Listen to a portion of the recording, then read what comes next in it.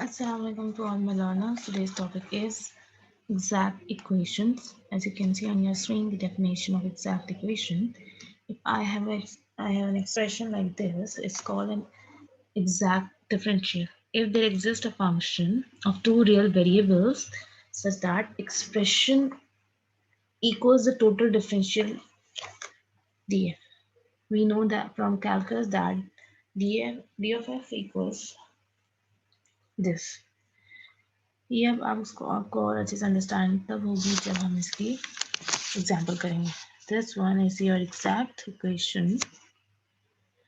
Then you have to take the derivative of m and with respect to x and the function with n with respect to y.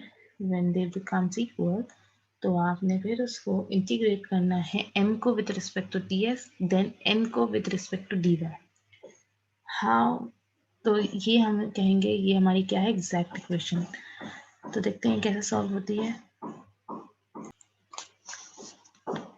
As you all can see the question of exercise 9.4, it's a question number 1, differential equation on your screen. It's 3x square plus 4xy into dx plus 2x square plus 2y into dy equals 0.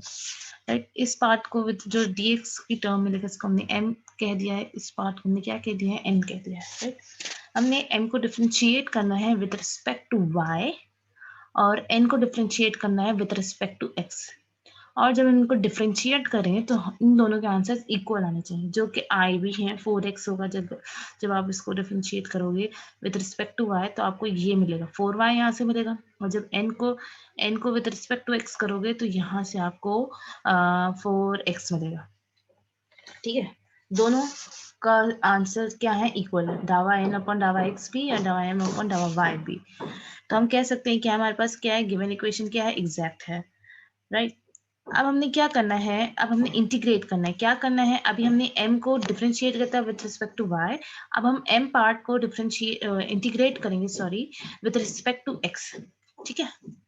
हमने उस part को कह दिया है I1. Right.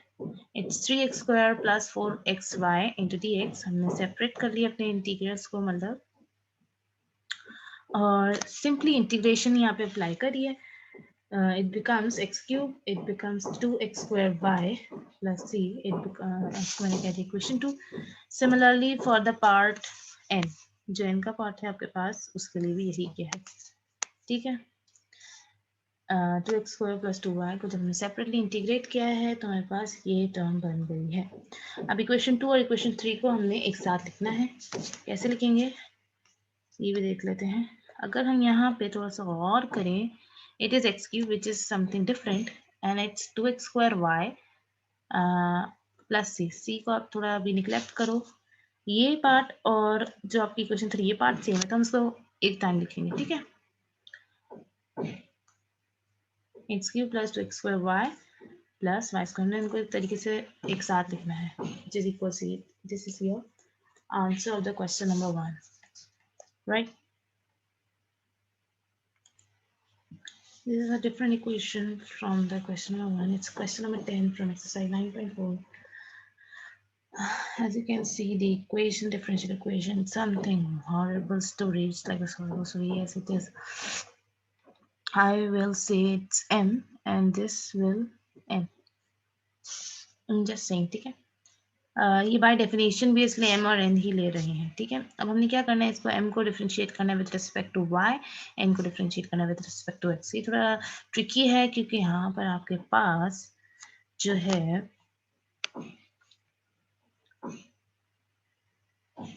डावा m upon डावा y, यहाँ पे आपके पास u इंटू वी, मतलब मल्टीप्लीकेशन. जब आपके पास दो फंक्शन दो टर्म्स आपके पास मल्टीप्लाई हो रही होती है तो आपके पास एक फॉर्मूला होता है, आपने वो अप्लाई करना है. ठीक है. तो जब आप वो अप्लाई करेंगे तो आपके पास कुछ ये टर्म जनरेट होगी. सही है. Similarly for this.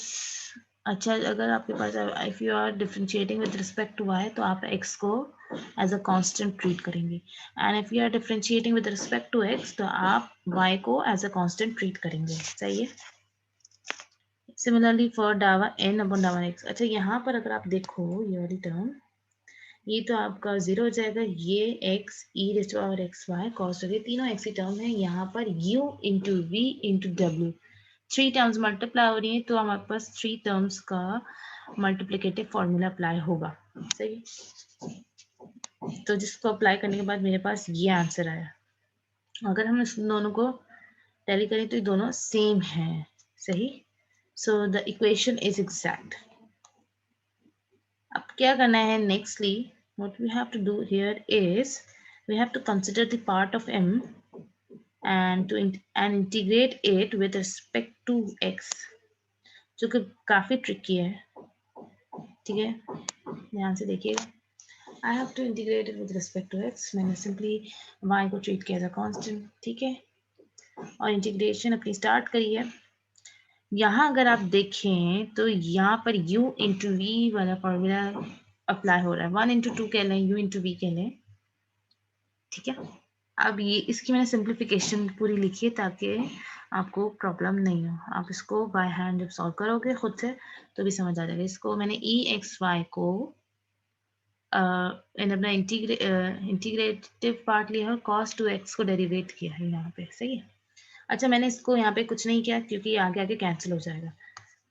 ये आपकी स्क्रीन पर इसको सॉल्व किया। यहाँ पर मेरे पास जो है y आउटसाइड था, मैंने y को कॉमन लेके कैंसिल कर दिया। अब मेरे पास ये वाली टर्म और ये वाली टर्म सेम बन रही थी विद प्लस एंड माइनस, तो ये कैंसिल होगा। मुझे इसको मैं मतलब आगे और ज़्यादा स्टेप सॉल्व करने से बच गई, तो ये सब जो है कैंसिल हो गया and with plus x square this remain the same.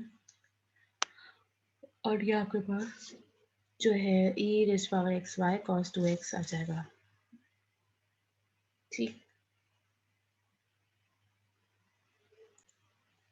यहाँ हमने आई टू लिया है -3 टाइम डी बाय। ठीक है, ऐसा क्यों किया है, हमने बराबर वाला पार्ट क्यों नहीं लिया? वो इसलिए नहीं लिया, आपने क्वेश्चन नंबर 1 में देखा होगा कि जिसमें हमारे पास सिमिलैरिटी ऑफ एक्स वाई आ रही होती है तो हमें सेम आंसर प्रोवाइड करता है। तो मैं उसको दोबारा लिख के दोबारा इंटीग्रेट करती तो मुझे तकरीबन सेम आंसर मिलता।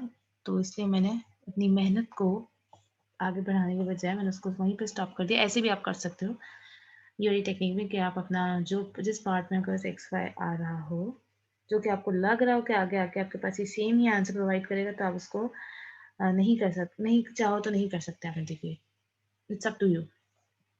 ठीक है, अब इसको इंटीग्रेट किया है, इट बिकम्स 3y और मैंने i1 और i2 को ऐड करके लिख दिया है। ठीक है,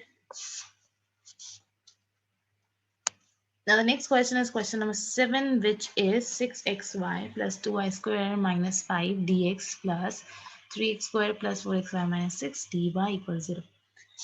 मैंने इसको m कहा है, इसको n कहा है, और मुझे और ये सिंस बोथ आर इक्वल, ये क्या है, इक्वल आ रहे हैं, तो गिवन इक्वेशन इज एग्जैक्ट। अब मैंने क्या किया, कंसिडर किया है दिस पार्ट, इसको इंटीग्रेट किया विद रिस्पेक्ट टू dx, और जब इसको इंटीग्रेट किया यहाँ पे भी आप देख सकते हो सेम आएगा। ये देखें, इसको इंटीग्रेट किया, I will get 3x square y 2y square x negative 5x, and for i2 this part और ये पार्ट दोनों सेम है। ठीक है, तो मैंने इसको सिर्फ 1 टाइम लिखा है and this becomes the final answer जब मैंने इनको ऐड करके लिखा है। 3x square y plus 2y square x negative 5x negative 6y। ठीक है, होपफुली आप लोगों को समझ आएगा। थोड़ा सा है डिफिकल्ट क्योंकि एक नया टॉपिक है, तो जब तक आप लोग खुद इसको सॉल्व नहीं करेंगे तब तक ये आपको समझ नहीं आएगी। सिर्फ आपको देखना नहीं है, आपको सॉल्व भी करना है बाय हैंड। सो इंशाल्लाह आप लोग करेंगे solve. Okay, thank you so much.